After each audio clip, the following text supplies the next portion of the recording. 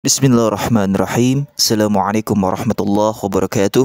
Ayol ikhwah, jika konten ini bermanfaat, jangan lupa klik like sebagai bentuk dukungan dakwah. Silakan subscribe agar tidak ketinggalan kajian-kajian Islami berikutnya, dan tuliskan komentarmu untuk berbagi ilmu dan kebaikan. Semoga ini semua menjadi amal jariah untuk kita semua.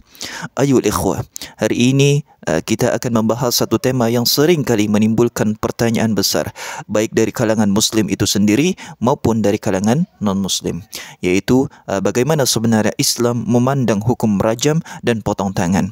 Apakah Islam agama yang keras? Apakah hukum ini masih relevan hari ini? Dan bagaimana kita sebagai umat Islam menyikapi hukum-hukum ini secara ilmiah, adil dan kontekstual. Ayol ikhwah, memahami hudud, apakah itu rajam dan potong tangan di dalam Islam. Secara istilah, hudud adalah hukum yang ditetapkan langsung oleh Allah Subhanahu wa taala untuk kejahatan-kejahatan berat demi menjaga ketertiban dan moral masyarakat. Hukum ini bersifat tetap atau qat'i di dalam teks, namun penerapannya sangat ketat dan penuh kehati-hatian. Contohnya, hukum rajam. Hukuman ini dilempari batu sampai mati untuk pezina muhsan, yaitu orang yang sudah menikah dan melakukan perzinahan secara sadar. Dan juga hukum potong tangan, hukuman bagi pencuri yang memenuhi syarat-syarat tertentu, bukan sembarang pencurian.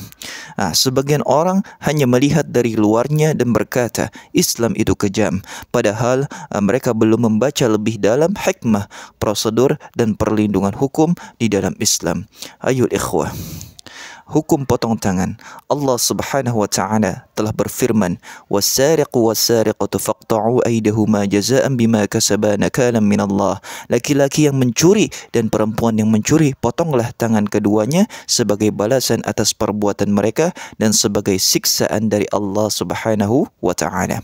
Namun ulama sepakat bahawa ini tidak boleh diterapkan sembarangan. Ada syarat-syarat yang ketat.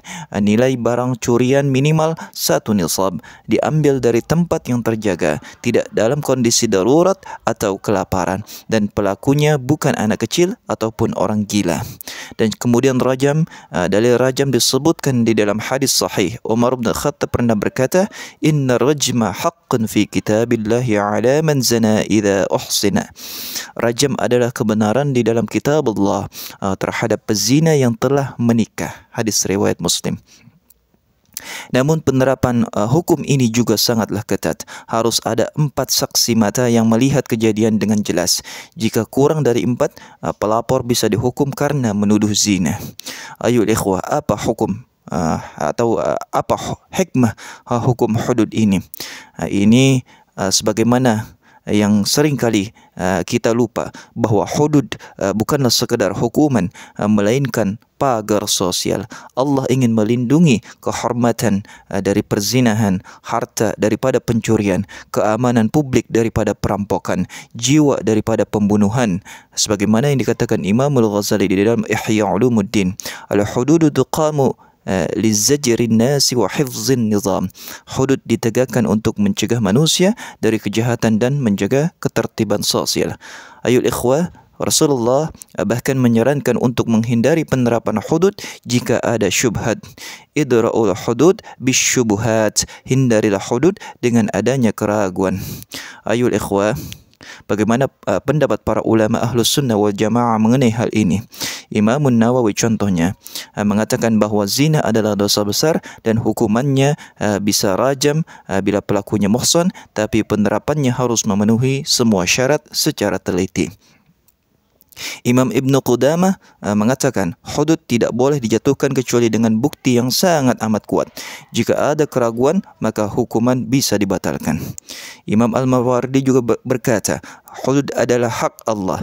Jika ada syubhat atau keraguan, maka lebih baik ditinggalkan. Para ulama ini tidak hanya menekankan dalil, tapi juga jiwa keadilan dan perlindungan terhadap hak asasi manusia di dalam Islam. Lantas bagaimana sikap Nahdlatul Ulama menyikapi hal ini? Bagaimana syariat dengan hikmah dan juga konstitusi? Nahdlatul Ulama sebagai ormas Islam terbesar di dunia sangat bijak di dalam menanggapi isu hudud ini. Sebagaimana Kiai Haji Ma'ruf Amin pernah berkata, hudud itu benar secara teologis tapi tidak bisa diterapkan sembarangan. Indonesia bukan negara agama tapi negara hukum, maka syariat harus berjalan melalui jalur konstitusi. Kiai Haji Afifuddin Muhajir pun berkata, hudud bertujuan mencegah kejahatan, bukan menghukum semata. Maka pendekatan edukatif dan preventif adalah bagian daripada ruh hudud itu sendiri. Dan juga Kiai Haji Sa'id Aqil Siraj mengatakan, hudud hanya boleh ditegakkan oleh negara yang sah, bukan oleh individu ataupun ormas. Ayol ikhwah, di dalam forum Bahthul Masail NU menyatakan bahawa hukum hudud adalah syariat yang sah, namun penerapannya harus sesuai maslahat atau maqasidus syariah dan sistem hukum nasional. Umat Islam tetap meyakini keberadaannya, namun pendekatan aplikasinya bisa saja berbeda sesuai dengan konteks sosial dan politik. Ayo ikhwah yang dimuliakan Allah Subhanahu wa taala, bagaimana penyesuaian hudud di era modern ini? Hukum Islam tidaklah kaku. Para ulama kontemporer seperti Dr. Yusuf Al-Qardawi, Syekh Wahbah Az-Zuhaili dan tokoh-tokoh NU bersepakat bahawa tujuan utama hukum adalah menegakkan keadilan dan mencegah kejahatan. Jika pelaksanaan literal hudud justru merusak citra Islam dan memicu ketidakadilan, maka perlu pendekatan lain seperti rehabilitasi, edukasi ataupun hukum alternatif. Negara-negara dengan mayoritas Muslim pun beragam di dalam implementasinya.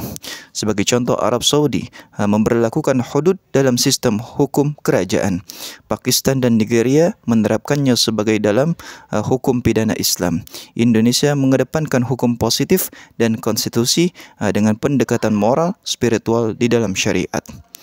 Lantas, sebagai penutup ayul ikhwah, janganlah sampai kita terjebak pada citra Islam yang keras karena melihat satu bagian hukum tanpa memahami keseluruhan maqasid syariah lainnya. Islam bukan agama yang memburu darah, melainkan agama yang menjaga kehidupan. Hudud adalah simbol ketegasan syariat, namun juga lambang rahmat dan keadilan. Sebagaimana sabda Rasulullah sallallahu alaihi wasallam, "Fa innal imama ay yukhti'a fil afwi khairun min ay yukhti'a fil uqubah." Lebih baik seorang pemimpin keliru di dalam memaafkan daripada keliru di dalam menghukum. Hadis riwayat Tirmizi. Maka marilah kita menjaga keseimbangan antara syariat dan rahmat, antara teks dan konteks, antara kebenaran hukum dan kebijaksanaan sosial. Wallahu yahdi man yasha ila siratim mustaqim. Wassalamualaikum warahmatullahi wabarakatuh.